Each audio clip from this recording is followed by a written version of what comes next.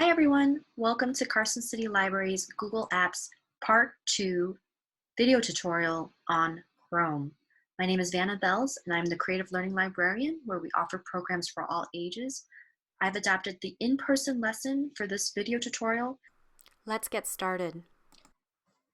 I'm logged on to the library's practice account, carpractice@gmail.com. This is the account I use for all my computer lessons. You can also email me there if you have questions, but I hardly check it.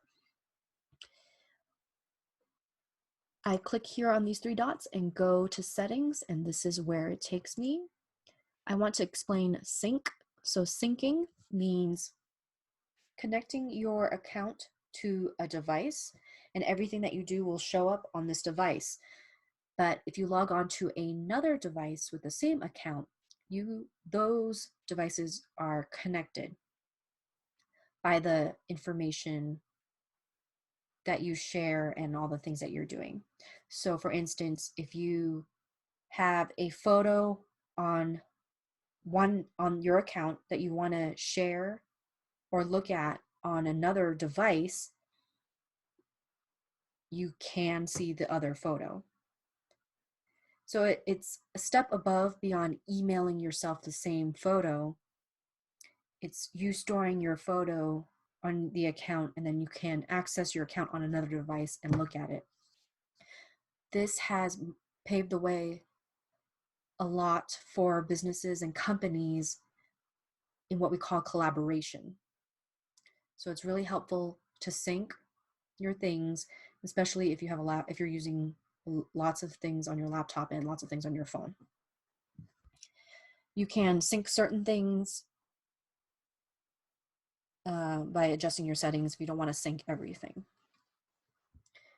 If you share your computer with another person and you don't want to see what they're doing, you would go to your settings and then scroll down to clear browsing data. So that's where you clear your history, cookies, cache, and more.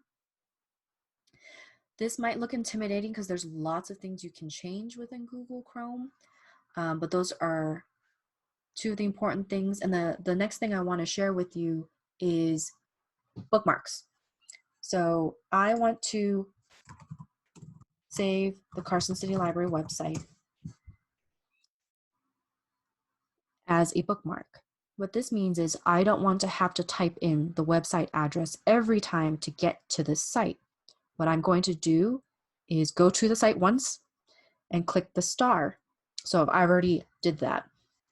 So anytime you see the star filled in, that means you've already bookmarked it. The best way for me to click on my bookmark is actually going to the more options and going to bookmarks. And I'm going to do show bookmarks bar. I have all my bookmarks on this bar. So instead of me having to type it in, I can just click here and it will take me there. So let me go to this old tab, click here, and it takes me to the website. Other websites you want to bookmark are your email, your banking, whatever websites, your favorite websites, sports, news. You can have all these bookmarks located here. Once this bar fills up, there's going to be an arrow where you can click on to look at more of your bookmarks. What's really helpful is you can even increase the amount of bookmarks you have here on your bookmarks bar if you right-click here, click on Edit, and I'm just going to type in library, save, and it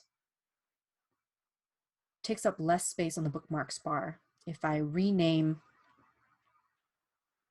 every bookmark, so I can, instead of Greater Nevada Credit Union, I can just write GNCU. Instead of, the University of Nevada Reno website, I can just write UNR. So you can have a lot of bookmarks here. That's pretty much the number one question we get for people who know how to use the internet, but they just want to learn more. But I'm hoping this helps you save time. And if you no longer use the website anymore, you can always unbookmark it by clicking on the star and remove. So it's no longer a bookmark, and I don't have anything here. One last thing I would like to show you is going to your settings and going to the advanced settings. So you can change your printing, languages, accessibility system, you can reset your settings.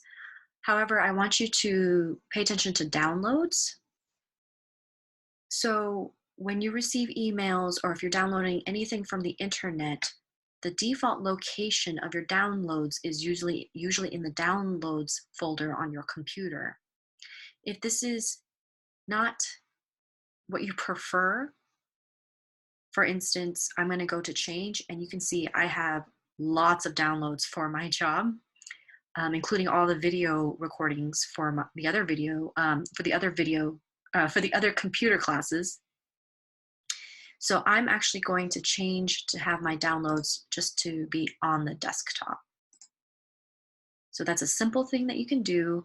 It's just in your advanced settings. So it'll be easier to find your air flight tickets once we start flying again, or your concert tickets. It's easy to save them on your desktop so you can print them later or send them to someone.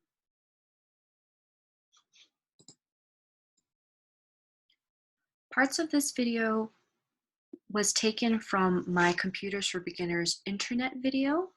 Here is the library's YouTube channel, so please subscribe and watch this video if you want to learn more about Google Chrome.